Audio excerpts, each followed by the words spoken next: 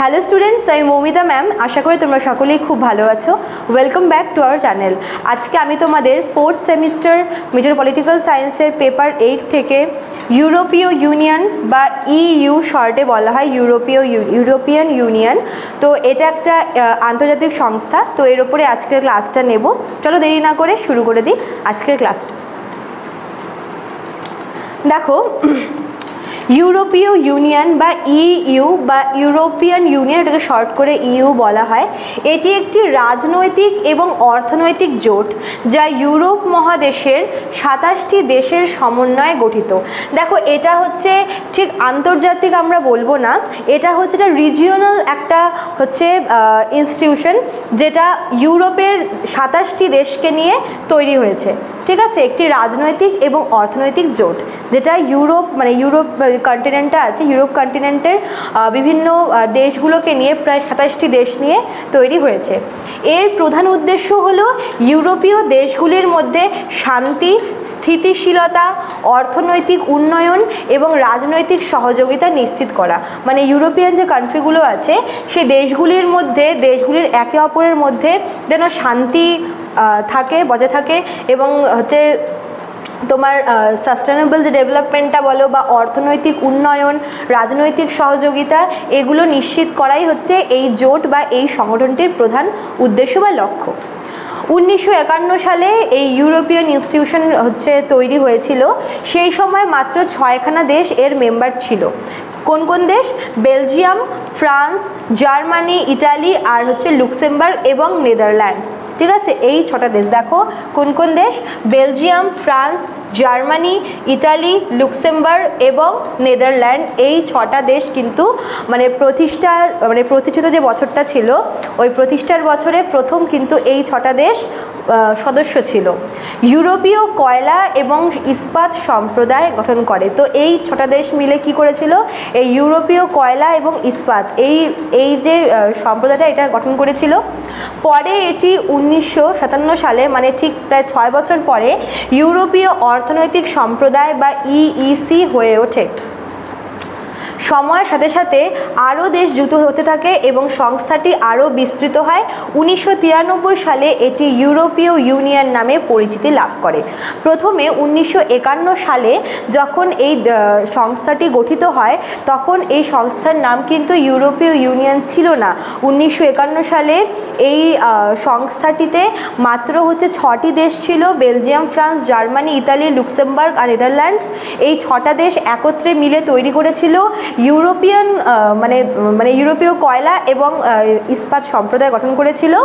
এবং ঠিক তার 6 বছর পরে 1957-এ এই সংস্থাটি নাম পরিবর্তন করে নাম নেয় হচ্ছে ইউরোপীয় অর্থনৈতিক সম্প্রদায়, বা যেটাকে বলে ইইসি।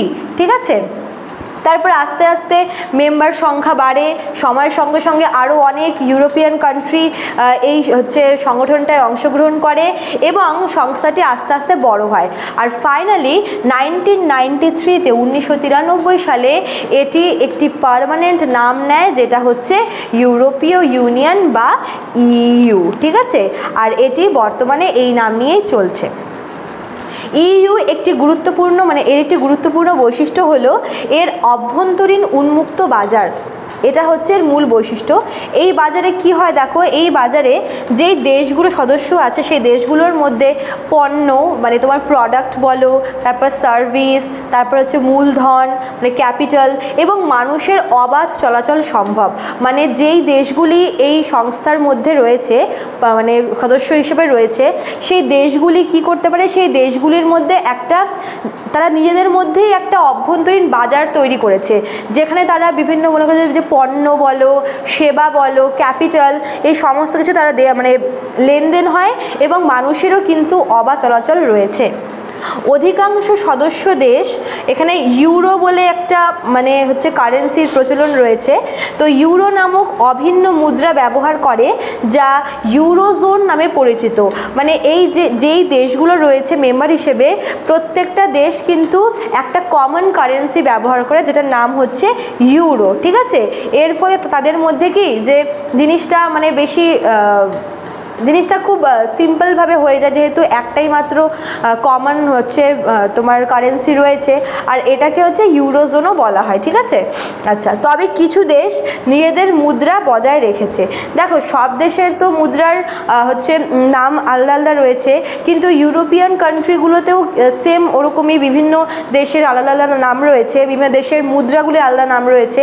কিন্তু এই সংস্থা অনুযায়ী অধিকাংশ সদস্য দেশগুলো কিন্তু ইউরো বলে একটি কমন কারেন্সি ব্যবহার করে। অধিকাংশ দেশ, সব দেশ না, কিছু কিছু দেশ ব্যবহার করে, আর বাকি কিছু দেশ তারা নিজেদের মুদ্রার মাধ্যমেই কিন্তু এই লেনদেনটা আর কি বজায় রাখে, ঠিক আছে।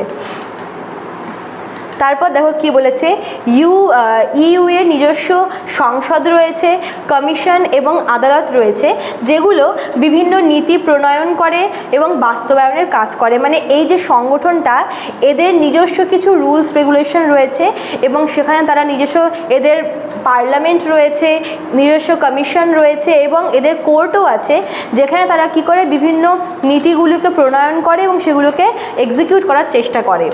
এটি আন্তর্জাতিক পর্যায়ে একটি গুরুত্বপূর্ণ শক্তি হিসেবে বিবেচিত হয় এবং বিশ্ব রাজনীতি, পরিবেশ এবং মানবাধিকার ও বাণিজ্যে কিন্তু বড় ভূমিকা রাখে। এটা হচ্ছে ইউ এর কি ভূমিকা রয়েছে, ঠিক আছে।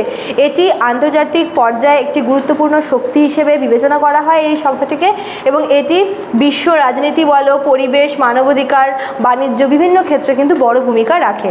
তবে এক্ষেত্রে কিছু চ্যালেঞ্জও রয়েছে, যেরকম হচ্ছে ব্রেক্সিট হচ্ছে তোমার ইউএসের আর কি, ব্রেক্সিট হচ্ছে তোমার মানে যুক্তরাজ্য যে আছে ইউএসএ, সে হচ্ছে ইউ ত্যাগ করেছে।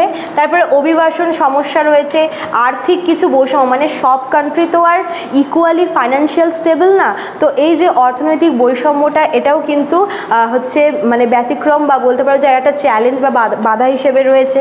তবুও বলা যায় যে ইউ হচ্ছে এই ইউরোপের যে বিভিন্ন দেশগুলি আছে, সেই দেশগুলির মধ্যে শান্তি এবং একতার প্রতীক হিসেবে কিন্তু গুরুত্বপূর্ণ ভূমিকা পালন করে থাকে, ঠিক আছে। তো এই ছিল তোমাদের আজকের ক্লাস ইউ এর ওপরে বা ইউরোপিয়ান ইউনিয়নের ওপরে। আশা করব তোমাদের কোনো কনফিউশন হবে না। আর দেখো, শেষে দুটো নাম্বার দেওয়া আছে, দুটো নাম্বার আমাদের সেন্টারের হেল্পলাইন নাম্বার। যারা আমাদের কাছে অনলাইনে পড়তে চাইছো, তারা যে কোনো একটি নাম্বারে আমাদের সঙ্গে যোগাযোগ করে নিতে পারো। চলো, আজকে এতটুকুই থাকলো, দেখা হচ্ছে নেক্সট ক্লাসে। Thank you.